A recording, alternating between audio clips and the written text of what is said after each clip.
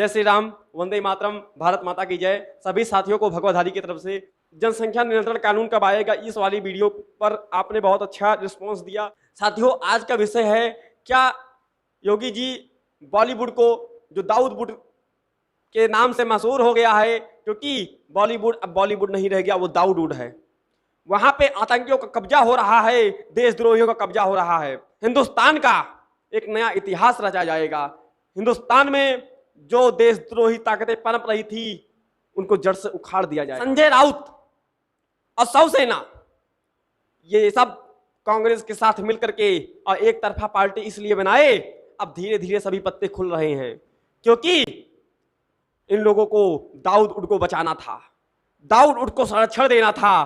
कहीं भाजपा न चली आए, कहीं इनका पोल पट्टी ना खुल जाए।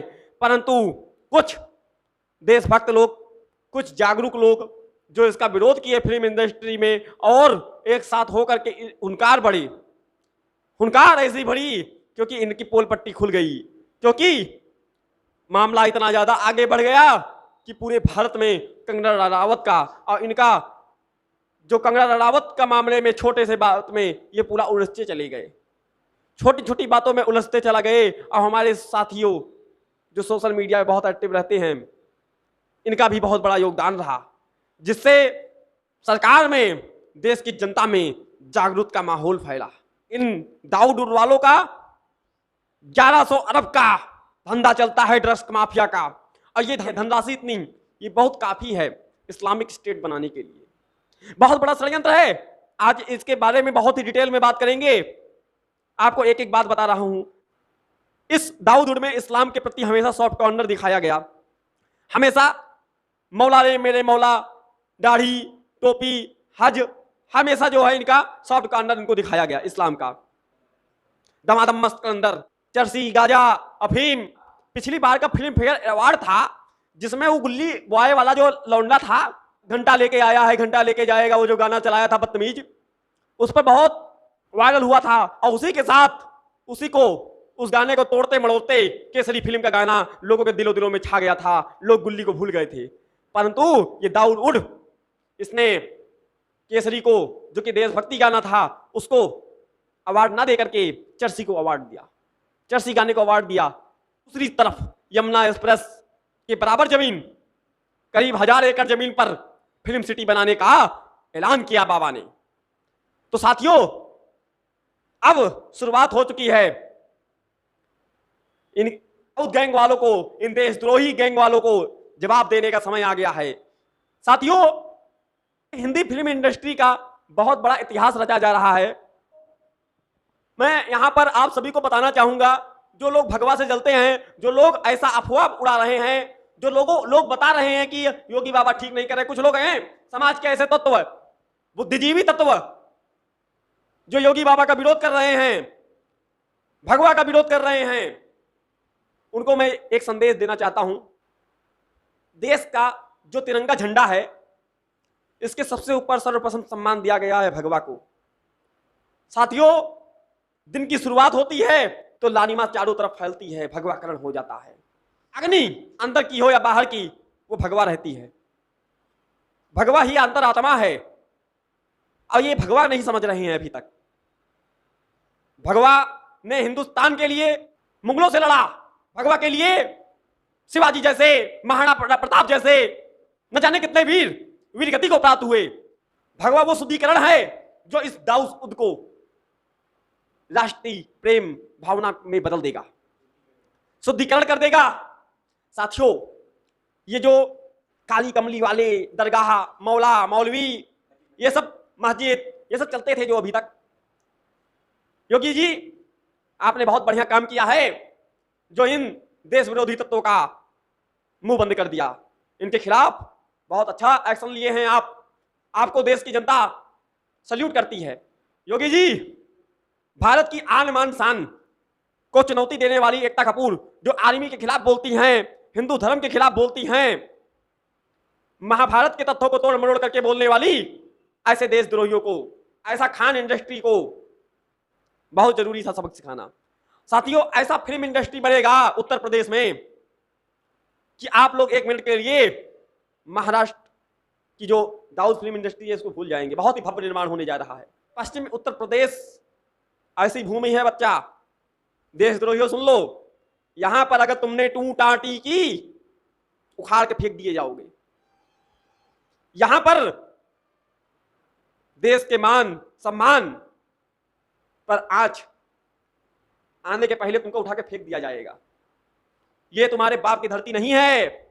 यहां के लोग अपने देश के प्रति इतने जागरूक हैं कि तुम्हारा सिक्का नहीं चलने देंगे। अब परिवर्तन का समय आ गया है। इन चर्सी गजेड़ियों का नकाब सामने आ रहा है, खुल रहा है।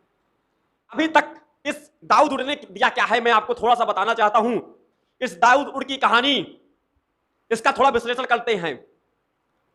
बलात्कार, गैंगरेप के तरीके, विवाह किए बिना लड़का लड़की कैसे रह सकते हैं। अभी एक मूवी आई थी हम्मा हम्मा हम्मा, एक तू हो गए हम, ऐसी जो है उसमें गाना था वो वन टाइम लिविंग, ये सब क्या क्या चलता रहता है।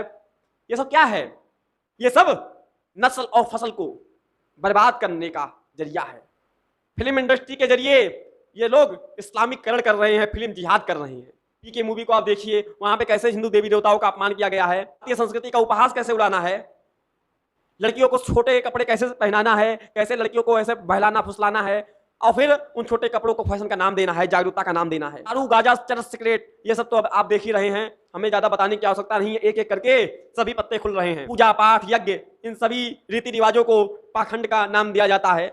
इस दाऊद उड़ में माँ बाप को वृद्धाश्रम में छोड़ना, गाय पालन का मजाक बनाना, रोटी सब्जी सादे, जो हिंदू संस्कृति का, जो भारत संस्कृति का परम भोजन है, रोटी सब्जी दाल चावल, इसका मजाक उड़ाना, कोल्ड ड्रिंक, ड्रग्स, नशा और जो इन लोग के खाने होते हैं उसको बहुत ज्यादा बढ़ावा देना, ये सब क्या है? ये सब फैशन के नाम पर, और ये सब एक सोची समझी साजिश है जो धीरे धीरे खुल रहा है। जनता जागरूक हो रही है, सरकार जागरूक हो रही है, क्योंकि कभी ना कभी तो फंडा फूटता है। जो दम्मादुदम करती थी, जैसे जैसा शिक्षा जैसा आचरण, जैसा सामने वैसा पीछे, दम्मादुदम करती थी और सही में ही दम्मादुदम गैंग की लीडर निकली। दम्मादुदम करते करते दम मारने लगी। पुराने फिल्म में आपने, जो पुराने मूवीज होते थे उसमें मधुर भजन मिलते थे, सुंदर सुंदर कथाएं आती थी, परंतु आज के जितने फिल्म होते हैं उसमें कहीं ना कहीं आप देख सकते हैं कुछ को छोड़ करके हिंदू संस्कृति का कैसा मजाक उड़ाया जाता है। देश की युवा है, जो देश की रीढ़ की हड्डी है, इसको डाइवर्ट करने के लिए, इसको हिंदू संस्कृति से विमुख करने के लिए बहुत बड़ा षड्यंत्र रचा गया। कैसे लोग गुनगुनाने लगे, युवाओं की जबान पर आने लगा, मौला रे मौला, हिंदू लड़कियों को लब जिहाद का शिकार कैसे बनाया जाए, इस्लाम को अच्छी तरीके से कैसे रिप्रेजेंट किया जाए। आपको पता होगा कि अभी उन देशों में कैसे इस्लाम को नंगा कर दिया जाता है, क्योंकि सबको इस्लाम की सच्चाई पता है, कुछ भी नहीं है, परंतु भारत में इस्लाम को सॉफ्ट कॉर्नर कहां से दिया जा रहा है। ये सब फिल्म इंडस्ट्री, खान गैंग का बहुत बड़ा हाथ है। कुछ क्या पूरा। साथियों, केवल खान गैंग ही नहीं, शिवसेना भी शिवसेना जब बन जाए तो चिंता करने की बात आती है। हम जैसे युवाओं को जागना पड़ता है, क्योंकि जब कोई नहीं जगेगा तो क्या होगा। आपको भी जगना है और इसके विरुद्ध आवाज उठाना है। जिहाद के बारे में आपसे मैं थोड़ा शेयर करना चाहता हूं। फिल्म जिहाद के अंदर आपने देखा होगा कि बहुत जो है मूल्यों को बहुत अच्छे से, और उसके अलावा धीरे धीरे करके जो है हिंदू संस्कृति का मजाक उड़ा उड़ा के उसके बाद में साईं को भगवान बना दिया इन्होंने। कैसे कैसे करके इन्होंने पूरा का पूरा खेल ही पलट दिया। संस्कृति पर कितने आघात हो रहे हैं, और ये पैसे भी बहुत अच्छा खासा कमा रहे हैं, और सारा पैसा कहाँ जाता है? चरस गांजा विदेशों में जाता है, चरसी गैंग में जाता है, ब्लैक में जाता है। जीडीपी नहीं गिरेगी तो क्या होगा?